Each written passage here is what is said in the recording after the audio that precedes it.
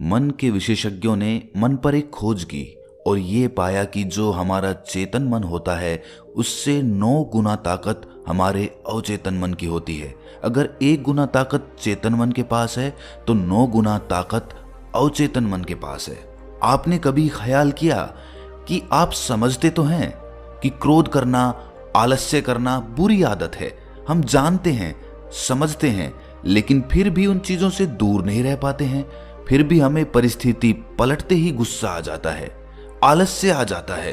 तो अगर हम जानते हैं और समझते भी हैं कि ये सारी बुरी आदतें हैं, लेकिन फिर भी हम छोड़ नहीं पाते हैं, तो इसके पीछे क्या कारण हो सकता है? कभी ख्याल किया आपने, सोचा? तो इस विषय को समझने के लिए हमें अपने मन की चाल को समझना होगा। जब तक हम अपने मन को नहीं समझेंगे तब तक हम ऊपर से चाहे कितने भी प्रयास कर लें, कितने भी संकल्प कर लें, वो संकल्प सब के सब थोथे निकलेंगे, उनसे कुछ बुनियादी बदलाव नहीं हो पाएंगे। हमारे इस चैनल पर हम मन को समझने की एक सीरीज तैयार कर रहे हैं जो कि अलग अलग किताबों और हमारे ऋषि मुनियों की खोज पर आधारित होंगे। तो अगर आप अपने मन को अच्छी तरह से समझना चाहते हैं, उससे वो काम करवाना चाहते हैं जो आप चाहते हैं, उससे अपने नियंत्रण में रखना चाहते हैं, तो इस चैनल को सब्सक्राइब करना ना भूलें और बेल नोटिफिकेशन को भी जरूर दबा दें। चलिए अब अपनी चर्चा शुरू करते हैं। सबसे पहले हमें चेतन और अवचेतन मन के अंतर को समझना होगा कि हमारा चेतन मन किस तरह से काम करता है और हमारा अवचेतन मन वो किस तरह से काम करता है। इसको हम एक छोटी सी कहानी के माध्यम से समझने की कोशिश करते हैं। एक बहुत ही बड़ी हवेली में एक बहुत धनवान सेठ रहा करता था। उस हवेली के द्वार पर हमेशा एक पहरेदार तैनात रहता था।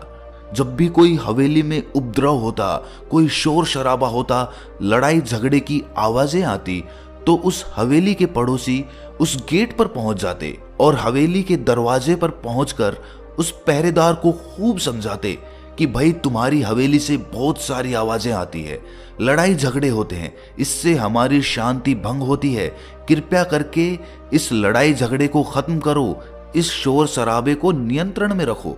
तो पहरेदार इस पर जवाब देता कि मैं जानता हूं कि लड़ाई झगड़ा करना, शोर शराबा करना बहुत ही गलत चीज है, मैं खुद भी उससे परेशान हूं। जो हवेली में लड़ाई झगड़े होते हैं उससे मेरी भी शांति भंग होती है, लेकिन आप मुझे क्यों समझा रहे हैं? इसका कारण मैं नहीं हूं बल्कि मेरा मालिक है, उसे समझाओ जाकर अंदर। बात बिल्कुल सही थी, इसमें पहरेदार की कोई गलती नहीं थी।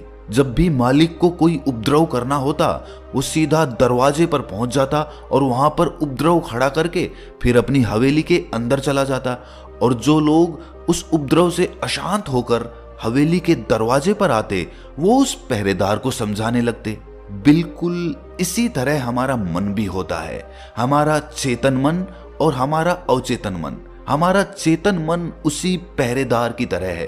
पहरेदार को तो पता है कि गुस्सा करना, उपद्रव करना गलत बात है, बुरी बात है। मतलब कि हमारे चेतन मन को तो अच्छी तरह पता है कि गुस्सा करना, आलस्य करना, काम वासना पैदा करना ये सब बुरी आदत है। लेकिन ये सारी चीजें, ये सारे उपद्रव वो जो अंदर मालिक बैठा है वो खड़ा करता है, और वो होता है हमारा अवचेतन मन। हमारा चेतन मन तो बाहर पहरेदार की तरह खड़ा है, लेकिन हमारा अवचेतन मन जो इन सारे उपद्रवों की जड़ है वो हवेली के अंदर बैठा हुआ है। और हम हमेशा हमारे चेतन मन को समझाते रहते हैं कि भाई ऐसा करना तो गलत है, तुझे समझनी चाहिए ये बात। और हमें लगता भी है कि हमें समझ में आ चुका है, जैसे वो पहरेदार भी समझता है, लेकिन उससे कोई बुनियादी फर्क नहीं आता। हमने अपने आप को बहुत समझाया होगा और हमें ऊपर से देखने पर लगता है कि हाँ हम समझ भी गए हैं और अब तो हमारी जिंदगी में बदलाव हो ही जाएगा, लेकिन हम दूसरे ही पल पाते हैं कि जीवन में तो कुछ भी बदलाव नहीं हुआ। तो ये सिर्फ हमारी नासमझी के कारण होता है। हमारी नासमझी हमारे चेतन मन को समझाती रहती है, हमारी बुद्धि को समझाती रहती है, लेकिन हमारी सीख, हमारी समझ केवल हमारे चेतन मन तक ही सीमित हो जाती है। वो हवेली के अंदर उस मालिक तक, उस अवचेतन मन तक कभी पहुंच ही नहीं पाती और इसी वजह से हमारे जीवन में कभी भी बुनियादी बदलाव नहीं हो पाते हैं। ये ठीक उसी प्रकार है कि कोई आपको आकर कहे कि पौधे में अगर पानी डालोगे तो उसमें फल आएंगे, उसमें फूल आएंगे, और हम जाकर उस पेड़ की पत्तियों पर जल छिड़कने लग जाते हैं। लेकिन पत्तियों पर जल छिड़कने से उसमें कभी फल या फूल नहीं आएंगे। उसके लिए तो हमें जड़ों में पानी देना होगा और तभी उस पर फल और फूल आएंगे। लेकिन हम पत्तियों पर ही जल छिड़कते रहते हैं और उस जड़ की गहराइयों में कभी नहीं जा पाते, उसमें पानी कभी नहीं दे पाते, और इसी वजह से हमारी जिंदगी में ताजगी, फल और फूल कभी भी पनपते नहीं हैं। तो क्या कोई ऐसी प्रक्रिया है जिससे हम अपना संदेश अपने अवचेतन मन तक पहुंचा पाएं? और यकीन मानिए, अगर हम अपना संदेश अपने अवचेतन मन तक पहुंचा देते हैं तो हम अपनी दुनिया में कोई भी इच्छा प्राप्त कर सकते हैं, कोई भी लक्ष्य हासिल कर सकते हैं, क्योंकि हमारा अवचेतन मन हमारे चेतन मन की तुलना में 9 गुना ज्यादा शक्तिशाली होता है। जब भी कोई मनोवैज्ञानिक किसी के मन से उसकी दबी हुई बातें निकलवाना चाहता है, उसके अतीत में जो घटनाएं घटी हैं उनमें साक्षात रूप से प्रवेश करना चाहता है, तो वो हिप्नोटिज्म का इस्तेमाल करता है। आपने हिप्नोटिज्म की प्रक्रिया देखी होंगी। मनोवैज्ञानिक किस तरह से उसको हिप्नोटाइज करके उसके मन से सारी सूचनाएं निकाल लेता है। उसके पास ऐसी क्या प्रक्रिया होती है जो वो किसी के मन से भी मनचाही चीज निकलवा सकता है, किसी के मन को भी अपने काबू में करके उससे जो चाहे वो काम करवा सकता है। जी हाँ, सही सुना आपने। अगर आप अवचेतन मन की चाल को समझ लेते हैं तो आप सिर्फ अपना ही मन नहीं बल्कि किसी भी व्यक्ति का मन अपने वश में कर सकते हैं। अपने अवचेतन मन तक संदेश पहुंचाने के लिए आपको अपने चेतन मन को शांत करना होगा, उसे सुलाना होगा, उसके तर्क वितर्क सब बराबर में रखने होंगे। हमारा पहरेदार ही दरवाजे पर एक अंगरक्षक बनकर खड़ा है जो किसी को भी हवेली के अंदर उस सेठ तक नहीं पहुंचने देता। जब तक हम उस पहरेदार को किसी प्रकार, किसी प्रक्रिया के माध्यम से सुला नहीं देते या समझा नहीं देते, शांत नहीं कर देते, तब तक हम उस हवेली में प्रवेश नहीं कर पाएंगे। हमारी जो सामान्य बुद्धि होती है, यानी कि हमारा चेतन मन, वो तर्क वितर्क में माहिर होता है, वो तरह तरह के सवाल खड़े करता है और इसी वजह से हमारे अवचेतन मन तक एक स्पष्ट संदेश नहीं पहुंच पाता। याद रखना, हम अपने अवचेतन मन को समझा नहीं सकते, उसके साथ तर्क वितर्क नहीं कर सकते, हम बस उसके पास एक स्पष्ट संदेश पहुंचा सकते हैं। और स्पष्ट संदेश तभी पहुंचेगा जब हमारे विचार, हमारा मन पूरी तरह से शांत रहेगा। जब भी कोई मनोवैज्ञानिक किसी के मन पर प्रयोग करता है, उसके मन से अपनी मनचाही बातें निकलवाना चाहता है, तो वो सबसे पहले उसके चेतन मन को सुलाता है। आपने देखा होगा कि एक पेंडुलम जैसी चीज उसकी आंखों के आगे घुमाई जाती है और उसके बाद उसको देखते देखते वो निद्रा में चला जाता है। उसका चेतन मन पूरी तरह से सो जाता है। अब वो तर्क वितर्क नहीं कर सकता क्योंकि वो सो चुका है। और उसके बाद मनोवैज्ञानिक उसकी बुद्धि को, उसके चेतन मन को सुलाकर सीधा उसके अवचेतन मन में प्रवेश करके अपनी मनचाही बातें निकलवा पाता है। तिब्बत के एक महान दार्शनिक लाओ त्से ने एक बात कही थी कि बात अगर समझ में आ जाए तो जीवन परिवर्तित हो जाता है। लेकिन वो बात उन्होंने पुराने समय के लोगों के हिसाब से कही थी, क्योंकि उस समय तिब्बत के और बाकी दुनिया के लोग भी बहुत सरल हुआ करते थे। उनका सरल हृदय हुआ करता था। उनको जो बात जिस तरह से बताई जाती थी वो उस बात को उसी भांति ग्रहण कर लेते थे। कोई तर्क वितर्क नहीं होता था। इसीलिए जब भी उनके पास कोई तर्क वितर्क करने वाला आदमी आता था तो पहले वो उसको ऐसे आदमी के पास पहुंचा देते थे जो तर्क वितर्क करने में माहिर होता था। और जब वो आदमी तर्क वितर्क करके थक चुका होता था तो वापस वो लाओ त्से के पास आता था और कहता था कि कि मैं तर्क वितर्क करके थक चुका हूं, लेकिन उससे मुझे कुछ भी हासिल नहीं हुआ। कृपया करके आप अपना तरीका बताएं, आप अपने तरीके से मुझे समझाएं, मैं उसमें कुछ भी अवरोध उत्पन्न नहीं करूंगा। ठीक उसी प्रकार जब तक हमारी बुद्धि तर्क वितर्क करके थक नहीं जाती है, समझ नहीं जाती है कि तर्क वितर्क से कुछ भी हासिल नहीं हुआ, उस समय तक कोई भी बात आदमी की समझ में नहीं आ सकती है। बुद्ध हमेशा अपनी बात को 3 बार दोहराते थे। राहुल संस्कृत्यान ने जब महात्मा बुद्ध के उपदेशों को ट्रांसलेट करना शुरू किया तो वो आश्चर्य में पड़ गए, क्योंकि हर बात 3 बार बोली गई थी। अब 3 बार अगर कोई बात बोली जाए तो पहली बात तो हम उसे सुन ही नहीं पाएंगे। अगर कोई चिकित्सक किसी मरीज को बोले कि तुम बीमार नहीं हो, तो ठीक है, बात समझ में आ गई, मैं बीमार नहीं हूं।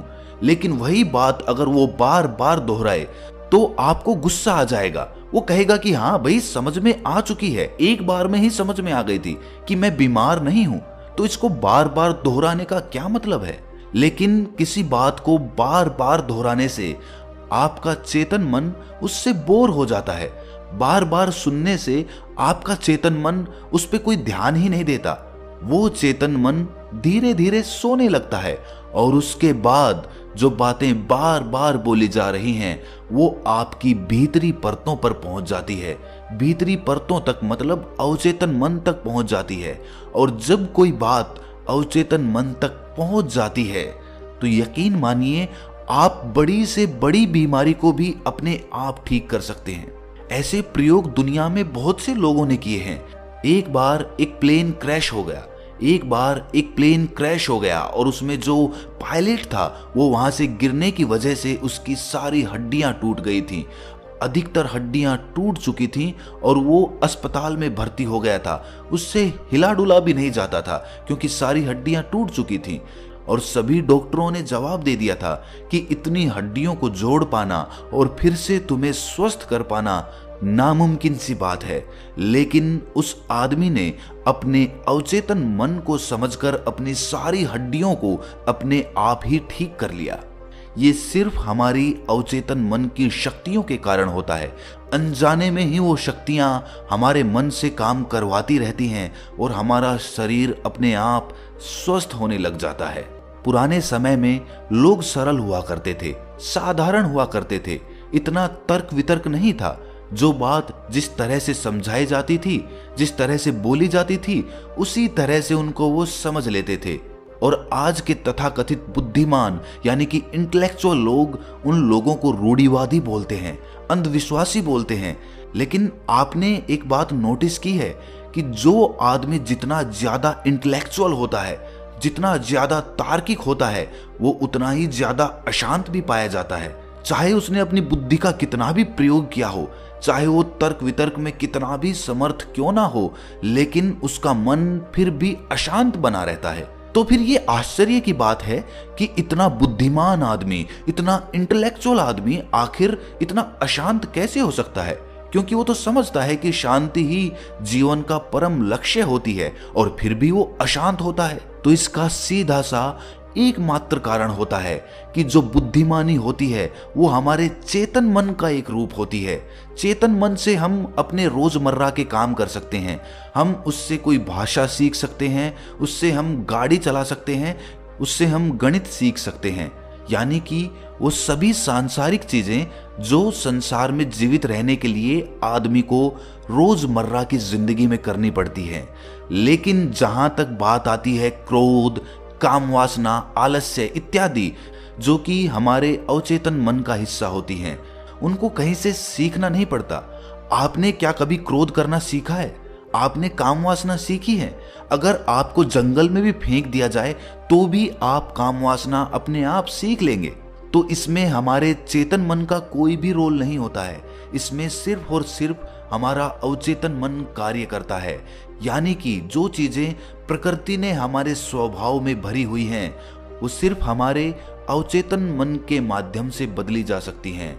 जबकि हमारा चेतन मन गणित वगैरह सीख सकता है, क्योंकि गणित वगैरह के प्रति हमारे अवचेतन मन में कोई भी विरोध नहीं है, क्योंकि उसके पास उसका कोई गणित ही नहीं है, उसको उसके बारे में कुछ पता ही नहीं है। इसीलिए अगर आपको कोई कहता है कि 2 और 2 4 होते हैं, तो आपके अंतर्मन में, आपके अवचेतन में कोई भी विरोध उत्पन्न नहीं होता है, क्योंकि उसके पास उसकी कोई भी सूचना नहीं है।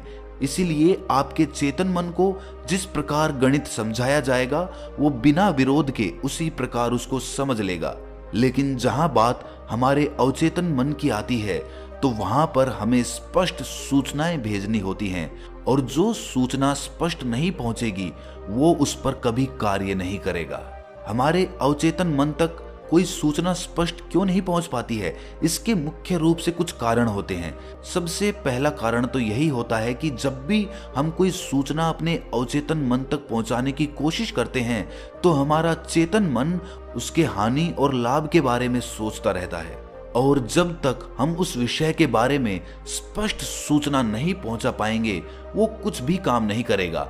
जब भी हम कोई प्रार्थना करते हैं, भगवान से कुछ हाथ जोड़कर मांगते हैं, मान लीजिए कि मैंने मांगा कि मुझे अच्छी नौकरी मिल जाए, मैं जीवन में कामयाब बन जाऊं, उसी वक्त हमारा चेतन मन ये सोच रहा होता है कि नौकरी लगने के बाद, कामयाब होने के बाद मैं ये करूंगा, मैं इस तरह की शादी करूंगा, इतने पैसे जोड़कर ये काम करूंगा, और इस तरह के विचार उस स्पष्ट सूचना को हमारे अवचेतन मन तक पहुंचने ही नहीं देते। इसीलिए कहा गया है कि ध्यान हमारे मन को, हमारे मन के विचारों को एकदम शांत कर देता है, और शांत मन से जो चीजें अवचेतन मन तक पहुंचाई जाती हैं वो फलीभूत होती हैं, उनसे हमें वो सब हासिल होता है जो हम अपने जीवन में हासिल करना चाहते हैं। इसीलिए अगर आप बुनियादी तौर से अपनी जिंदगी को बदलना चाहते हैं, जीवन में कुछ बदलाव चाहते हैं, अपने किसी भी लक्ष्य को हासिल करना चाहते हैं, तो अपने अवचेतन मन की शक्तियों को वश में करने के ये तरीके जरूर आजमाएं। किसी भी बात को मंत्र की तरह बार बार अपने मन में दोहराएं। 21 दिन तक ये प्रयोग करें। हो सकता है कि कोई आपको बोले कि इससे तो क्या हासिल होगा, लेकिन जैसे जैसे आप किसी बात को मंत्र की तरह दोहराते चले जाते हैं, वैसे वैसे वो बात स्पष्ट रूप से आपके भीतरी अवचेतन मन तक प्रवेश करती चली जाती है। जब भी आप रात में सोएं, तो अपने किसी भी लक्ष्य के बारे में जो आप हासिल करना चाहते हैं, उसके बारे में 10 बार अपने मन में दोहराते हुए ही निद्रा में चले जाएं, क्योंकि हमारा अवचेतन मन कभी नहीं सोता है। वो 24 घंटे और 365 दिन लगातार कार्य करता रहता है, जबकि रात में सोते वक्त हमारा चेतन मन सो जाता है, और उस वक्त हमारा अवचेतन मन सबसे ज्यादा सक्रिय होता है। तो दोस्तों, ये हमारा पहला एपिसोड था जो मन के ऊपर आधारित था। मन के ऊपर हम ऐसे ही और भी एपिसोड्स लाते रहेंगे, तो अगर आप उनको सुनना चाहते हैं तो इस चैनल को सब्सक्राइब जरूर कर लें। और हाँ, अगर आपके अपने मन से संबंधित जितने भी सवाल हों, उनको कमेंट सेक्शन में जरूर डाल दें। अपने चैनल पर लाइव आकर आपके सभी सवालों के जवाब देने का अपनी तरफ से पूरा प्रयास करेंगे। तो मिलते हैं मन के अगले एपिसोड में। तब तक के लिए अपना ख्याल रखें।